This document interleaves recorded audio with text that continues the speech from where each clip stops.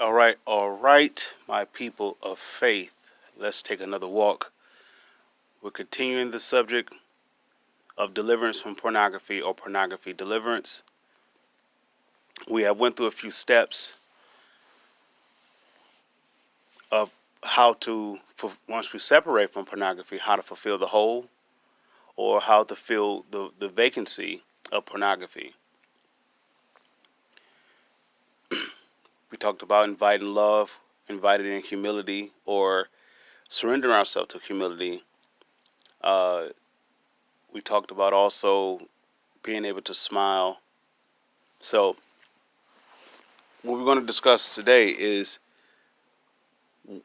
this. We're going to continue the talk of the spell or the dark magic of pornography, which is the casting of a spell.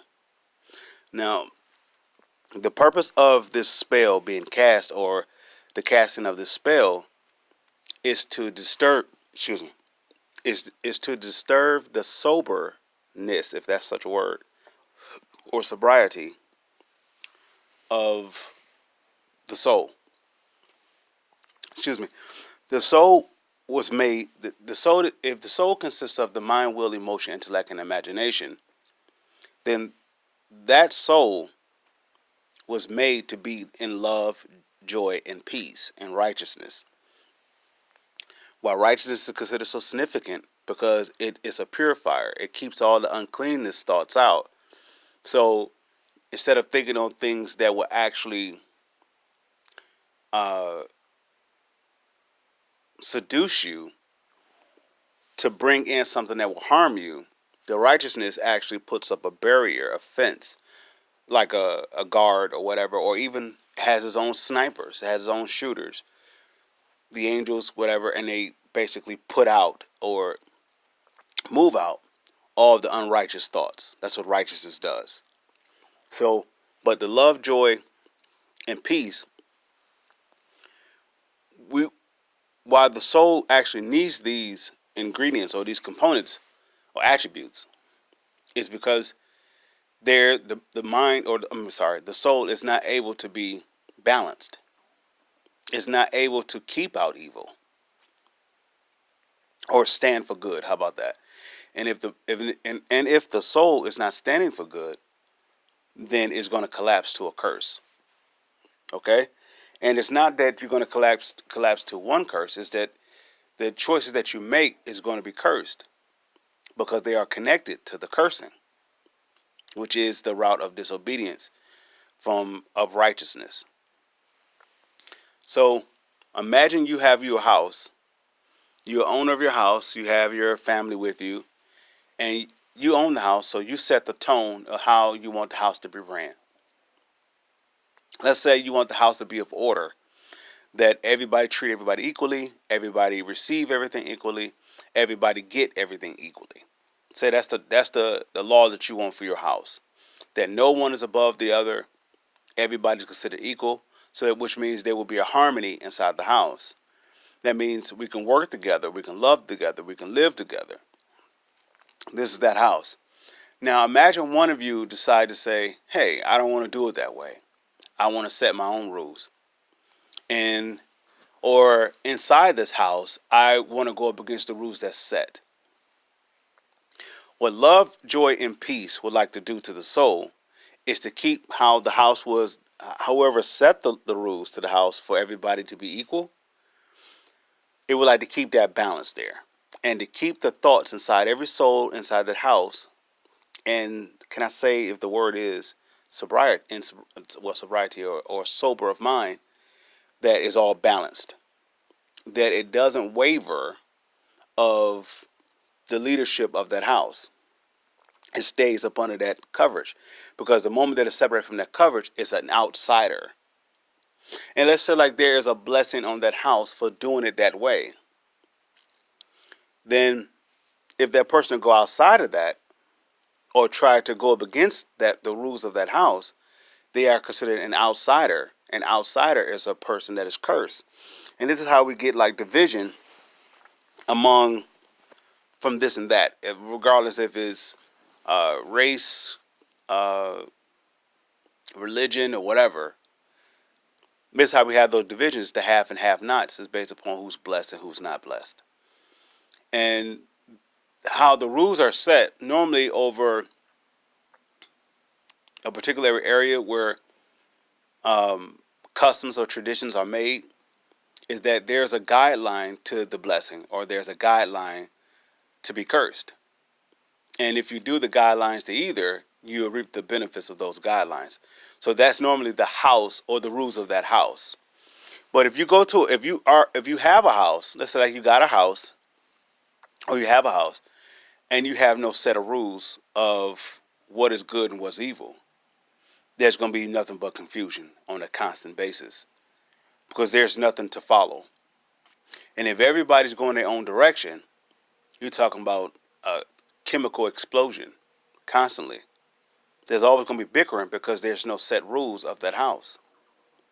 So what God established with the kingdom of heaven is that the number one rule, probably is the only rule, is the law of love.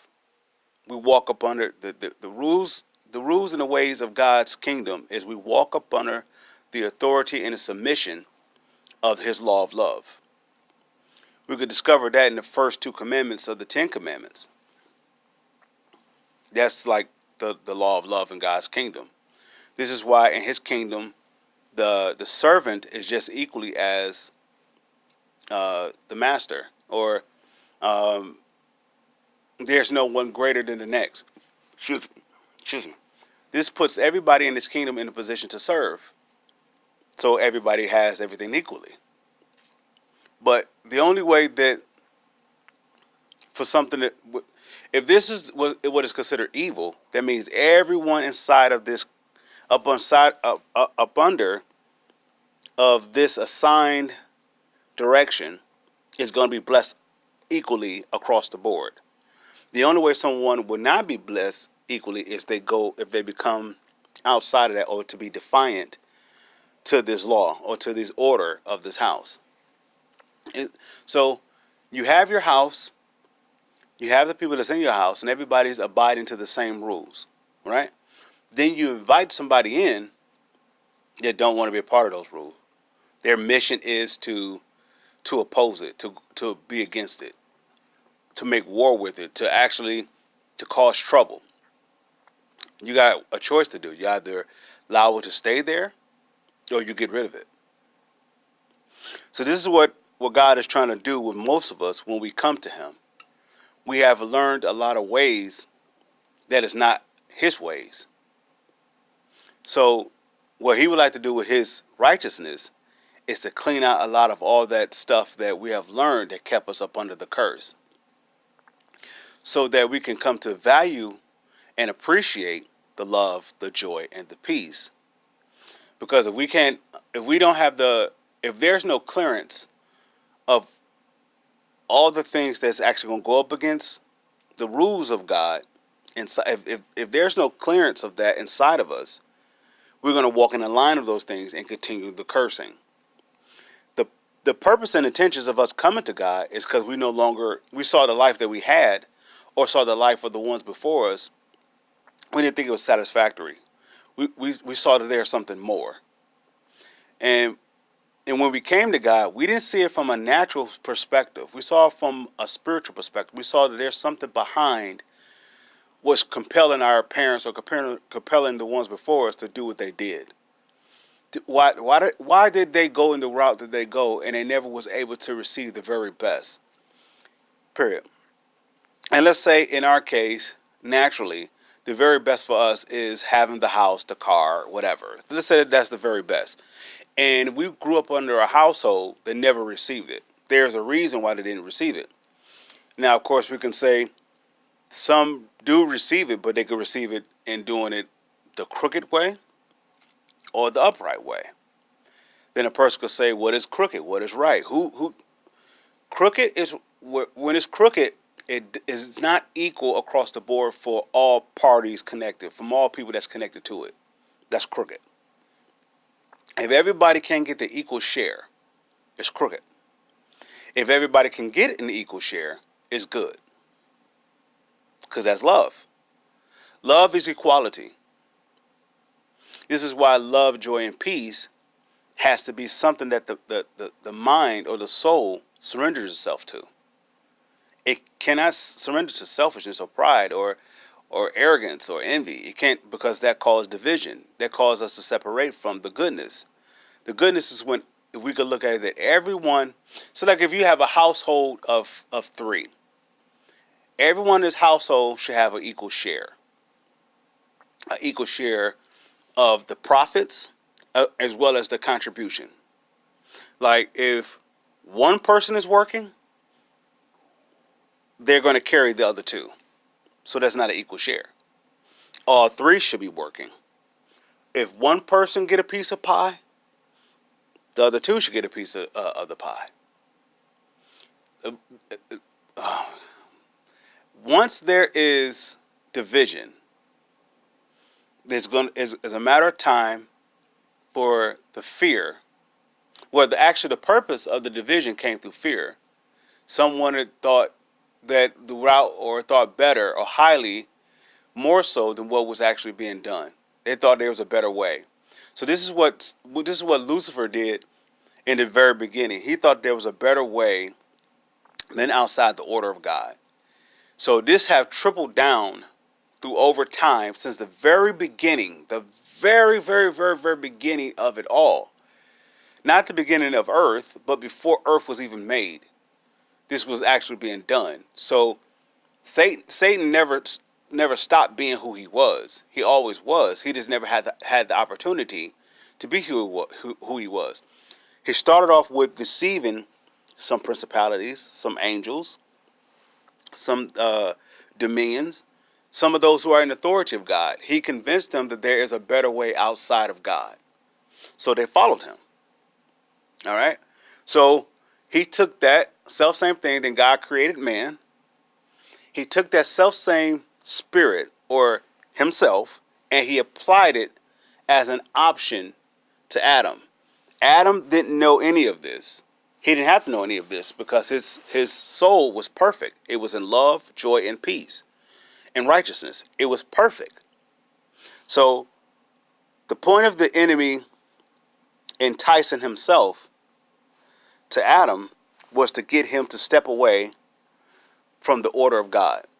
Because if he stepped away from the order of God, if there's nobody on the earth that's listening to Satan, he has to get someone to listen to him so he can have his own kingdom. Because he can't create anything. He can only kill, steal, and destroy. Anyway, now, the point of me saying that is the casting of the spell of pornography. Now, the persons who have founded this idea was basically to say, I want to expose my marriage. I want I want to display what I do privately, honorably, with my wife or my husband, so the rest of the world can see it. Which means is to transfer a spirit that is no longer of uprighteous or that's sober in mind, that will keep you in love, joy, and peace.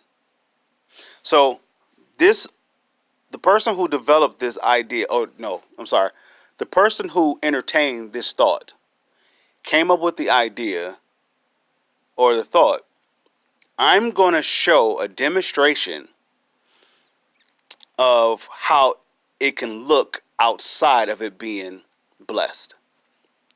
A marriage, that is, being blessed. Pornography is basically singles. They could be married people, but they're actually single at heart. They're not unionized, because if they're unionized, they're protecting the union. If you, like I said, if you have a household and you got your set of rules, and your set of rules is showing a constant increase or a constant productive reproduction of blessing. All right, it's constantly being good and favor to everybody who's a part of this. You don't desire anybody to come in to try to interfere with that. And this is what pornography wants to do. It wants to cast a spell to basically disrupt the order that you have with God. Because ultimately, the point, what God wants to do with all of us, because God can do this with all of us, is to bless us all equally. But I'm just speaking on the direction or the dark magic of pornography. Evil is all across the board in different things. Anything could be considered evil, because anything that's considered good, the enemy comes in with the opportunity to pervert it or to make it perverse. This is what he did with the marriage bed, with the marriage household of the husband and the wife. Instead of them loving each other, coming together in love, let's come together out of fear, which is what pornography is.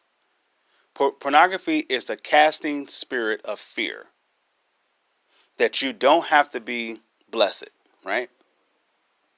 It casts a spell into the soul that you don't have to be blessed. You can actually run from love, which is to run or to love fear. And if you love fear, you're going to continue to do the things that's going to keep you being cursed. The only way you can stop the cursing is stop the direction that you're going, who you're listening to, which is the spirit of fear, which is serving the spirit of the pornography. Okay? So within that spirit of pornography, it casts out a spell. And one of the spells that it casts out is the spirit of persuasiveness. It's like a manipulative way to be honest. Or, I'm sorry, I stand corrected. It's a manipulative way to be dishonest and allow it to be tolerable and acceptable. So let's say if women are up under scrutiny or up under the judgment that they are only good for sex, okay? What pornography wants the woman to do is to embrace that. Why? So she will never be made whole. She will always be broken. So for a woman to watch pornography, there has to be brokenness inside of her. Or she has to have an ear for brokenness. We would call this weakness. We would say that she is not sober of mind. She's not in love, joy, and peace. For a woman to entertain this, I'm not going to say it's far greater than a man looking at it. But the woman is going to birth it. She's going to birth this spell. Now, let's say, for example, let's talk about the subject of clothing. Clothing came out of the sin of shame. Well, if we had no knowledge of what the body was, well, then what would be the point of covering it up?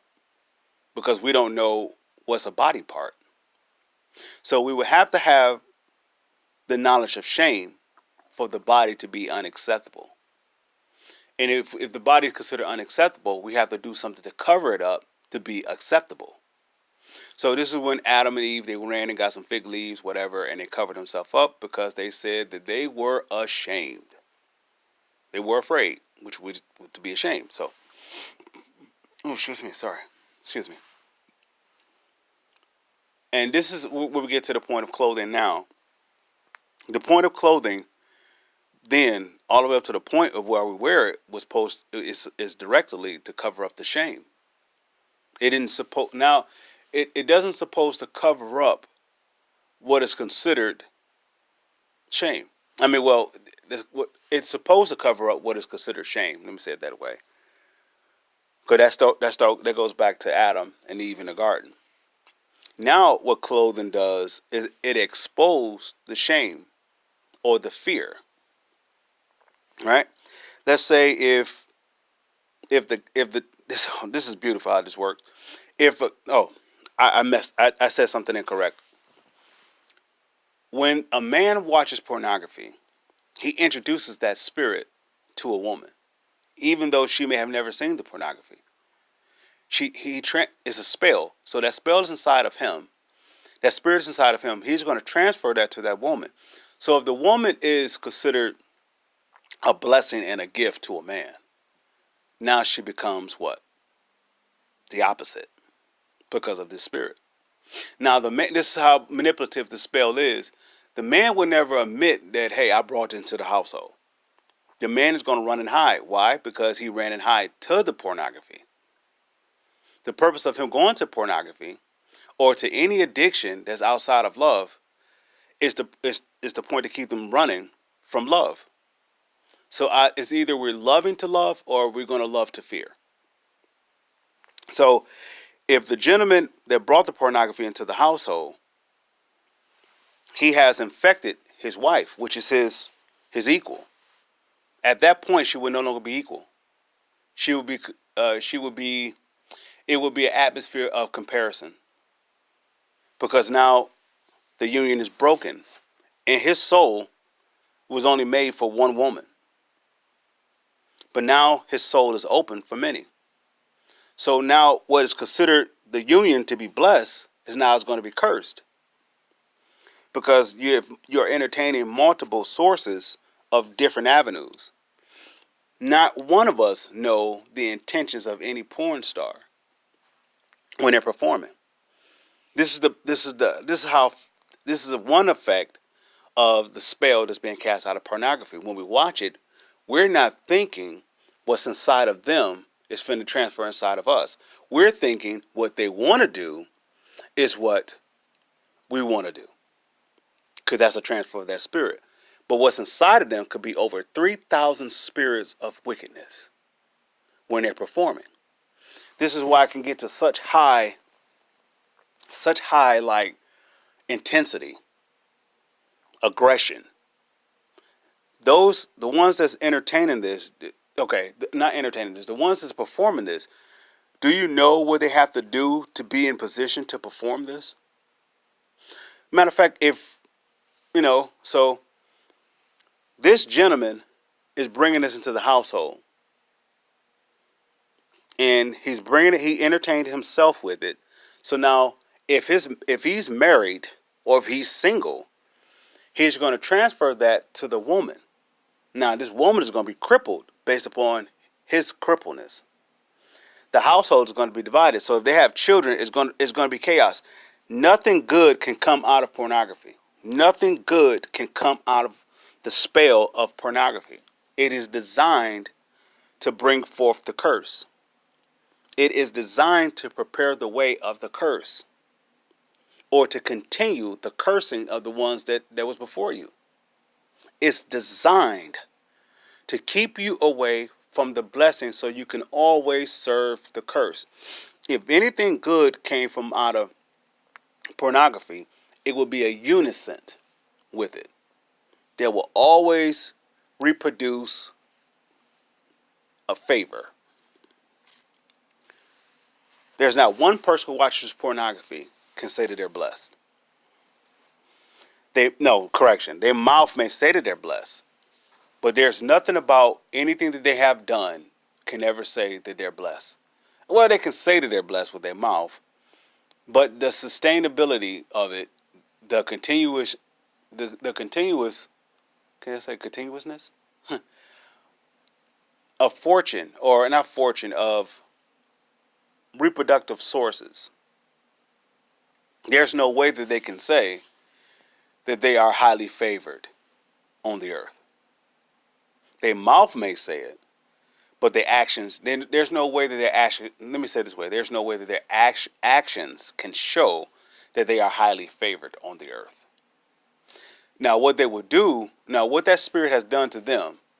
Now, pornography is bigger than just watching on the TV screen. Pornography is the perverse, like I said, it's the perverse version of marriage, of wholeness, of being the man loving his wife, the wife loving the husband. They're submitting to one another. It's the perverse version of that. It's like we don't have to be equals. We're actually individuals coming together to actually cast a spell to those who's watching it so they can be individuals within their situation. It's a sign to divide the marriage. The marriage is bigger than us, going on a wedding day. Marriage is the blessing of God to be unionized. That what one has, the other has. And if both of them have their equal share, there's no reason for them to compete or compare. There's no reason for them to be in war. There's only them surrendering to love, which is where the blessing is. Now, God would like for us to stay inside that blessing, but it's up to us to no longer listen to the one who's trying to keep us away from the blessing. Remember, Satan is away from the blessing, and his one objective, his only objective, is to rid all God's creation away from the blessing, the inheritance of him. But he can never have it again. So his job is to align us with that. And we're talking on the subject of pornography specifically because how it impacted my life. And I'm going to say I'm no different than any other guy or any other woman that watches it. I'm no different from them. The self-same effects that happens to them are the self-same effects that happen to me. There is no way in a sober mind of love, joy, and peace. All right? Because you're going to need that when you get the blessing. You're going to need love, joy, and peace when you get the blessing. Okay? There's no way within a sober mind or a balanced mind that it should be considered okay to watch a man and a woman that is not you, that is not your wife, in a way that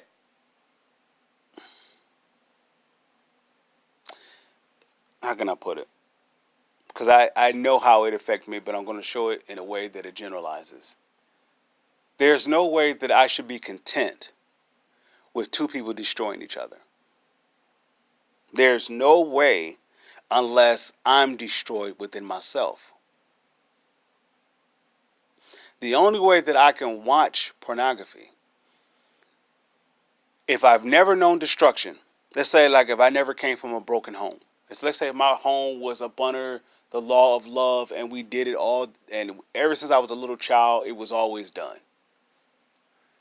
I will have to be seduced and away from all that inheritance to look at pornography. Because up to that point, all I know is what I've seen. And all of what I've seen has been a continuous. Take for example, we have on the earth we have seen inheritance passed on generations of blessings. We know about the Ford family. We know about another company. I can't think of anything. The Dodge company or whatever. Any company that has been passed on to multiple generations, we'll say that company is blessed. And what I mean by blessed, or what intents. No, what I mean by within the contents of the blessing is within. They're sustaining a way of a certain way.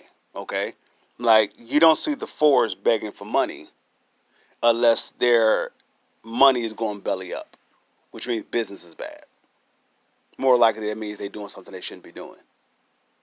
Okay, so if their business is in continuance of flow, that they're not begging for money, that means they are in line of doing something that's sustaining. Oh, excuse me. And if they want to continue that travel, they will stay upright. But more like with us, when we get to greed or an opportunity for more, it's going to cost us our values. It's going to cost us how we built it. It's going to cost us how the system was built. This is when we get into manipulation and all sorts of things of that. So let's say that we have the inheritance of those who have seen generations being blessed by it. Okay? The Ford Motor Company is blessed out of Henry Ford. So where he started with doing whatever is down. So you talk about maybe, let's say, I could be wrong, let's say 3 to 4 generations of them being without. But it could have started off with one being without. Okay? So what pornography would like to do, or the spirit of the opposite of God, fear, would like to do, is interrupt that blessing, because fear is of misery of itself. So that fear would like to entertain the blessing.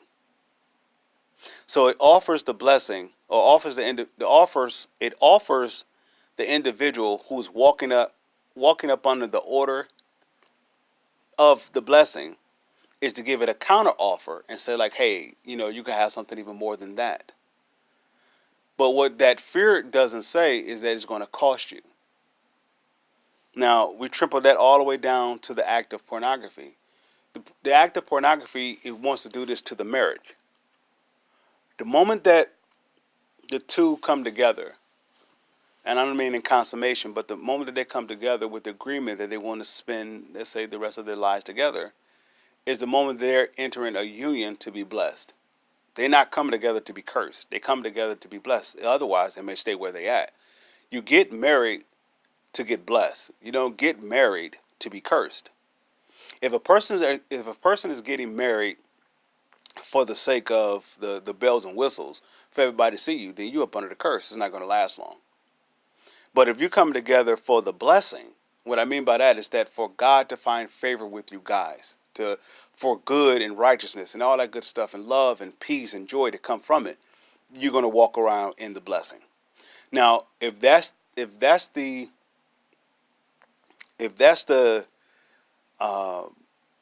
foundation that the two are coming together on, the enemy wants to come to divide that up. Why? Because he's all division. He only could be who he is. So what pornography does is purposely designed to cast a spell for those who seeks the blessing, who desires the blessing, who's inside the blessing, to divide the blessing, right? Okay? Because if once the spirit of pornography comes in, which is basically to be selfish, once that comes in, it's going to divide the household. And if a house is divided, how can it stand? So something has to go. If it's of evil and the house is of good, evil has to go. If the house is of evil and good is there, the good has to go. It's how it goes.